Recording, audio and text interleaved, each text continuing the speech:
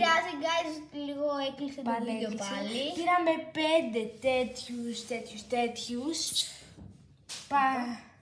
Ναι, 3 μου. Το αγαπημένο μου, το αγαπημένο μου. Νομίζω ότι τα μπέρδεψα και αντί για 3 άνοιξα 2. Πήγαινε, έγινε κάτι. Τι εννοείς? Στα quest. Α, ναι. Μπουμ. Και παίρνουμε άλλο 5. Άνοιξε 10 τώρα. Αυτό το βίντεο θα είναι αρκετά μικρό επειδή μας έχει Πόρε φίλε. Μας έχει κοπεί η κάμερα 3 φορές.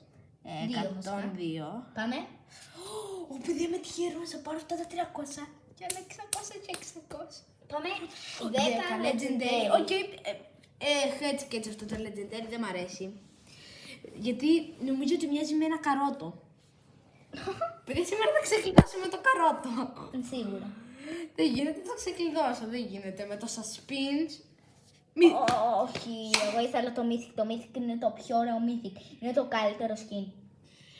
Για σένα, για μένα. Όχι, ρε. Τον άλλον ήθελα, ρε μπρο. Καλά, και αυτός ωραίος είναι. Έτσι. Λιγάκι δύσκολο όμως να τον τύχεις.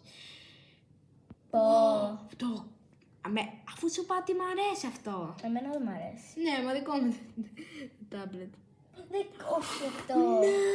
Όπου είναι αν το συμπληρώνουμε αυτό. Βασικά χάλια, αφού δεν μ' αρέσει. Άμα θα το συμπληρώσω. Όχι, για 50. Καλά, τουλάχιστον πήραμε το καλύτερο Mythic skin. Δεν το πήραμε, αλλά.